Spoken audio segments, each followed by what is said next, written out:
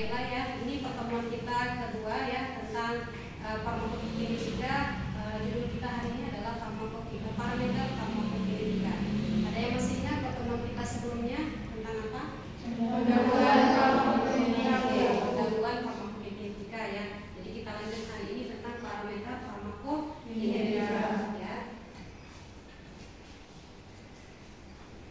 Oke, apa itu parameter farmakokinetika ya? Parameter farmakokinetika didefinisikan sebagai besaran yang diturunkan secara matematis dari pengukuran obat atau metabolit aktif dalam darah atau urin ya. Jadi parameter farmakokinetika ini adalah hasil pengukuran ya, hasil pengukuran kadar obat di dalam darah ataupun di dalam urin ya. Parameter farmakokinetika suatu obat ini digunakan untuk memperoleh gambaran dan mempelajari suatu kinetika, absorpsi, distribusi, metabolisme dan ekspresi atau proses eliminasi di dalam tubuh kita ya.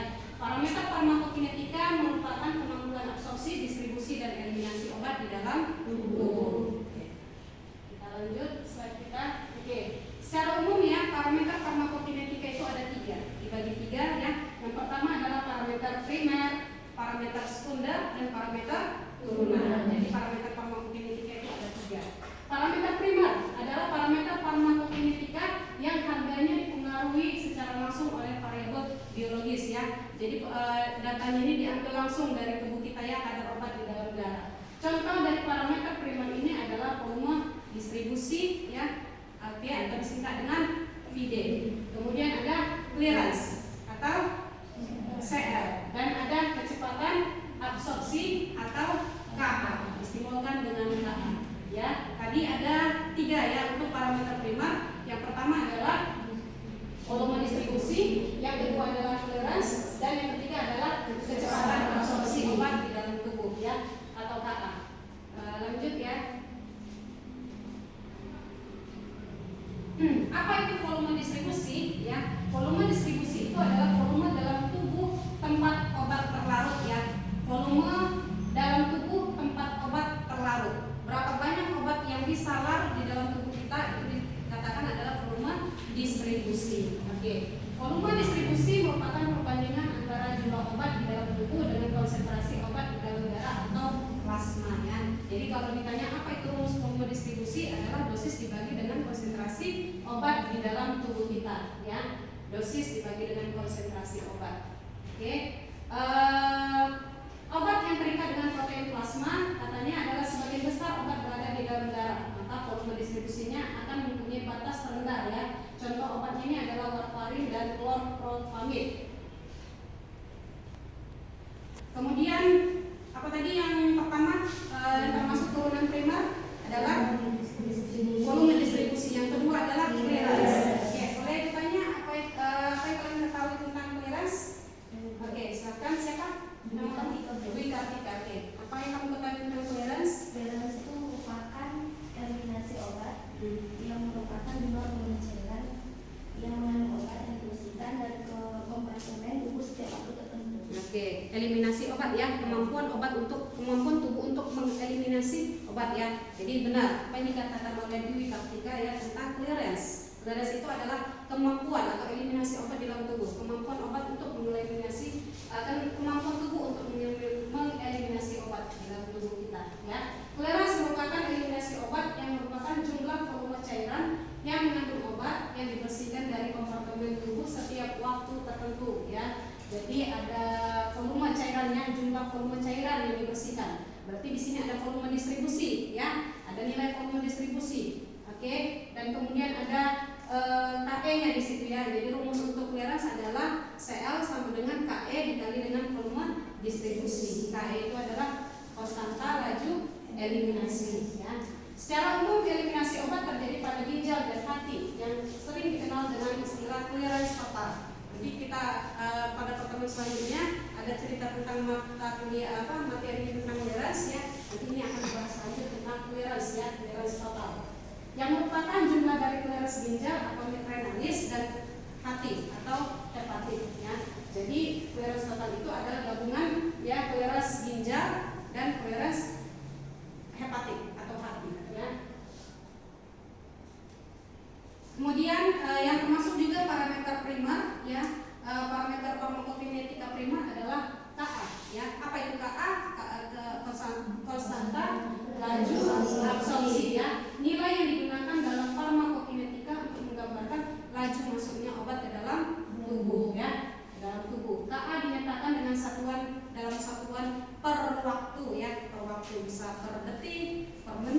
per jam. Oke. Ka sama dengan 0,693 dibagi dengan T setengah ya. Ka sama dengan Ka adalah konstanta laju absorpsi per menit atau per jam ya, tadi persatuan waktu. Kemudian ada T setengah ya, waktu paruh ya. Waktu paruh dalam menit atau jam. Oke. Kemudian kita lanjut ke parameter sekunder ya. Parameter sekunder ini adalah parameter farmakokinetika yang harganya tergantung pada parameter primer ya. Kemudian contoh dari parameter sekunder ini termasuk adalah waktu paruh eliminasi, T setengah eliminasi, dan kecepatan eliminasi. Oke, ada yang tahu apa itu waktu paruh eliminasi? Oke, silakan, siapa nama kamu? Fikri. Oke, Fikri, apa itu waktu paruh? Waktu paruh adalah waktu yang dibutuhkan untuk konsentrasi obat dalam plasma berkurang 50% dari jumlah awalnya. Oke, terima kasih Fikri atas jawabannya ya.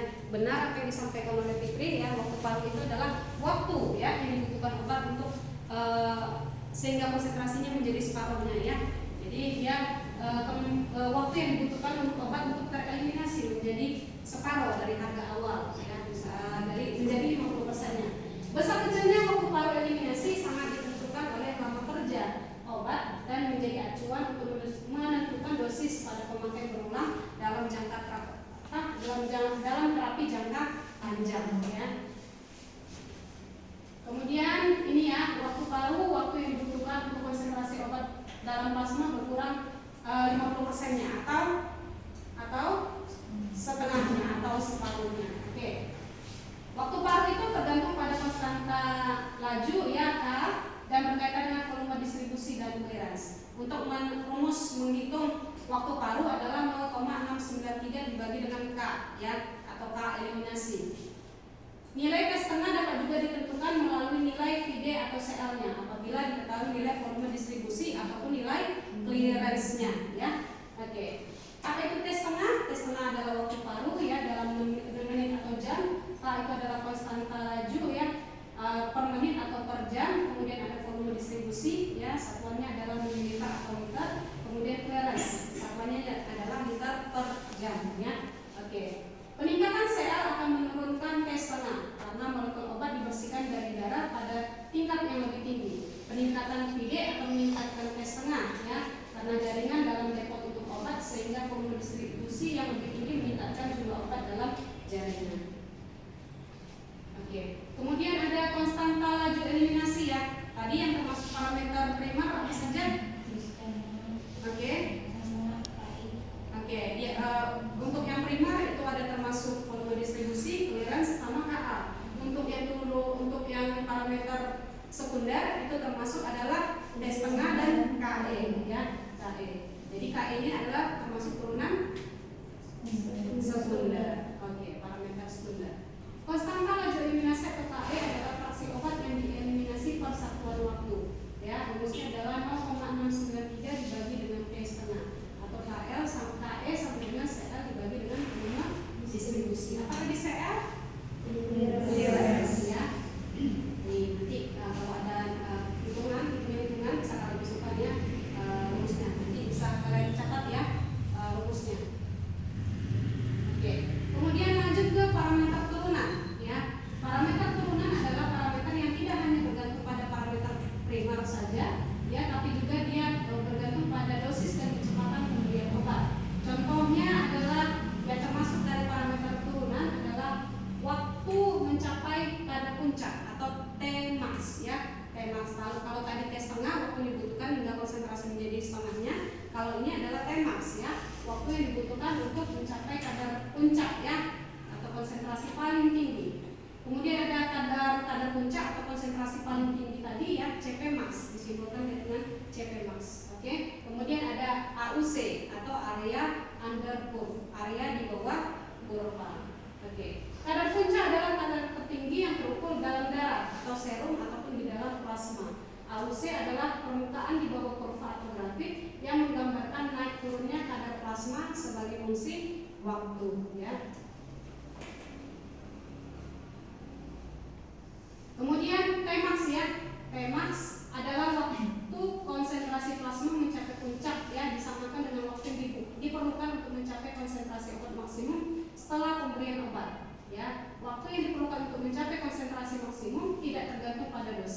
tapi dia bergantung pada nilai KA dan KE ya. KA itu adalah tetapan laju absorpsi dan KE adalah tetapan laju eliminasi ya.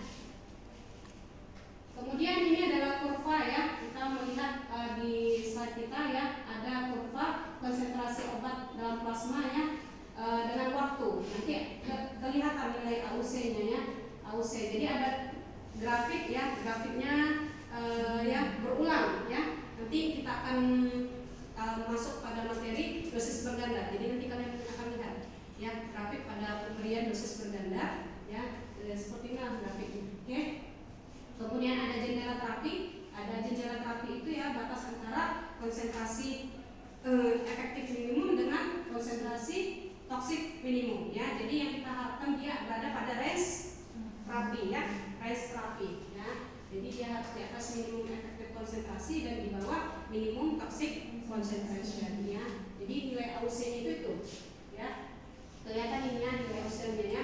Menggambarkan perubahan naik turunnya ya kadar obat di dalam tubuh kita. Oke. Kemudian ini adalah kurva ya. Pemberian ya secara oral dengan pemberian secara intravena ya.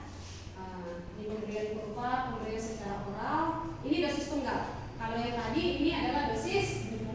Oke, ini adalah dosis berganda ya. Kelihatan ya dosisnya berulang. Sementara ini adalah dosis tunggal. Oke. Nanti ada yang warna merah itu oral dan yang itu yang hitam itu intravena. Oke, lanjut. Ini ada perhitungan. Ya, perhitungan untuk mencari nilai KA berapa ya. Oke, ini soal ya. Bisa kalian pelajari ya. Di sini diketahui bahwa nilai T setengahnya adalah 0,425 ya jam. Bagaimana untuk mengetahui atau menghitung besarnya nilai KA? Tadi ada rumusnya kan? KA sama dengan 0,693 dibagi dengan T setengah. Masukkan aja nilai T setengahnya diketahui ya. 0,693 ini adalah suatu ketetapan, maka 0,693 dibagi dengan 0,425 dapat 1630 per jam nilai KA-nya. Kemudian ada soal kedua, itu menghitung nilai T setengahnya ya. Diketahui nilai KM itu adalah laju eliminasi ya pada proses metabolisme. Kemudian itu KR adalah laju eliminasi pada proses ekskresi ya ginjal. Jadi melalui metabolisme di hati dan juga melalui ginjal ya atau renal. Jadi ada KM dengan KE ya. Jadi kita hitung dulu KE-nya. KE adalah KM ditambah dengan KR. KE 0,2 per jam untuk yang metabolismenya ya, tetapan laju eliminasi metabolismenya. Kemudian ditambah 0,15 per jam itu tetapan laju eliminasi pada melalui renalnya atau ginjal. Dapat nilai KE-nya adalah 0,35 per jam. Maka dihitunglah atau dicarilah nilai T setengahnya. Masukkan rumus ya.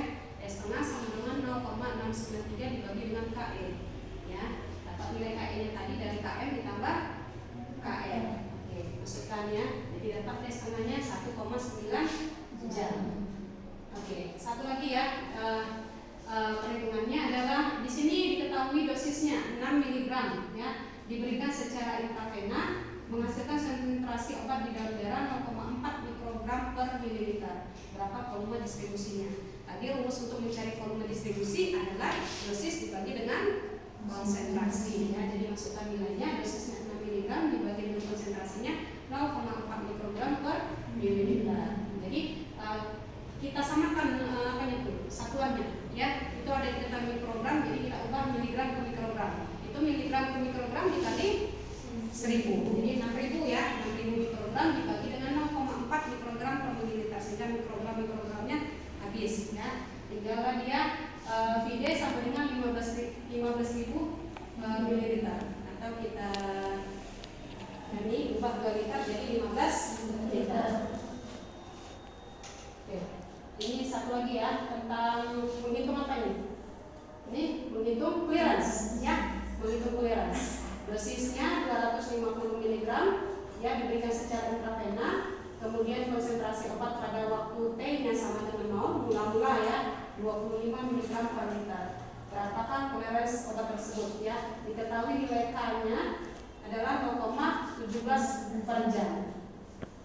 Jadi dosis volume distribusi sama dengan dosis dibagi dengan konsentrasi. Dosisnya adalah 250 mg dibagi dengan konsentrasinya 25 mg per liter, maka volume distribusinya adalah 10 liter. Oke, jadi masukkan lagi rumus untuk mencari Cl adalah Ke dikali dengan volume distribusi. Ke-nya diketahui 0,17 per jam, kemudian volume distribusinya didapat dari perhitungan kita di awal tadi, cari dulu volume distribusinya dapat 10 liter, maka nilai Cl-nya adalah 1,7 liter per jam. Oke, sekian, terima kasih ya. Ini pemaparan dari Ibu tentang parameter farmakokinetika. Bagi anak-anak yang ingin bertanya, oke, apa sebelumnya sudah paham dengan materi kita hari ini? Ada yang mau ditanya? Oke, silakan. Siapa nama kamu? Nur Karina. Oke, kamu mau bertanya tentang apa, Nur Karina? Izin meneruskan dulu tentang apa itu parameter. Oke, parameter farmakokinetika ya. Oke, sesuai dengan judul kita. Jadi parameter farmakokinetika itu adalah suatu besaran ya, suatu besaran yang diperoleh dari hasil pengukuran kadar obat di dalam tubuh kita, yang menunjukkan bahwasanya itu adalah nilai dari absorpsi, distribusi, metabolisme dan ekskresi ya. Jadi besaran ya. Oke. Kemudian ada lagi yang mau bertanya? Oke, kamu silakan. Apa itu perbedaan parameter primer, sekunder, dan tertimbun? Oke, jadi tadi sudah saya jelaskan sebelumnya bahwasanya parameter farmakokinetika itu ada 3 ya. Ada yang disebut dengan parameter primer, kemudian ada yang disebut dengan parameter sekunder dan parameter turunan. Apa itu parameter primer? Parameter primer itu adalah parameter yang langsung ya diperoleh dari data pengukuran kadar obat di dalam darah ya. Jadi tadi yang termasuk itu adalah nilai volume distribusi, kemudian Ka ya, kemudian nilai clearance ya, clearance ada 3. Kemudian untuk parameter sekunder itu adalah parameter yang diturunkan dari parameter primer ya, parameter turunan dari parameter primer. Yang termasuk dari parameter sekunder ini adalah T setengah atau waktu paruh, dan dia K eliminasi ya, Ke. Oke. Kemudian ada parameter turunan ya, lanjutan dari parameter primer dan sekunder ya. Jadi dia menunjukkan dosis tadi disebutkannya. Oke.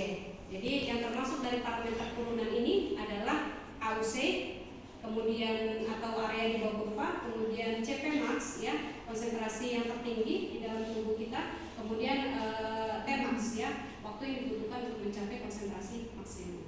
Oke, ada lagi yang mau bertanya? Oke, silakan. Siapa namanya? Oke, iya ya. Oke, silakan ya. Mau nanya mengenai perbedaan kurva pemberian secara oral dan kurva pemberian secara intravenous. Oh, yang di grafik tadi ya. Oke. Pemberian tadi ya. Oke, saya akan buka slide-nya.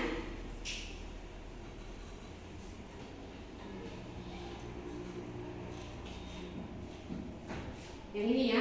Oke, ini maksud kamu. Jadi apa perbedaan antara pemberian ya dosis tunggal, apa itu pemberian secara oral dan intravena? Oke. Ini kurvanya, ini kurva apa ini kira-kira? Pemberian secara oke, dosis tunggal ya, tunggal. Tapi tunggal itu sekali diberikan ya, dosis tunggal sekali diberikan sehingga kurvanya kelihatan itu.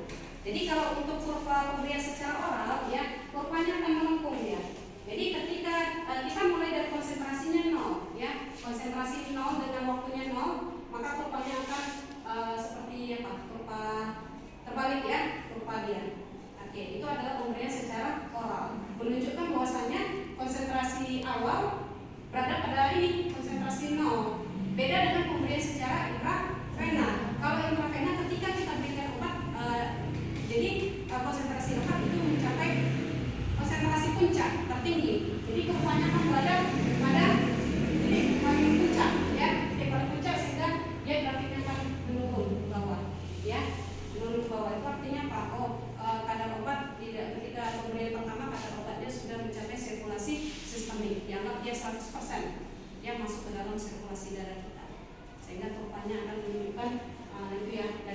bisa tekan dari bawah. Kalau yang diberikan secara oral, dia nanti akan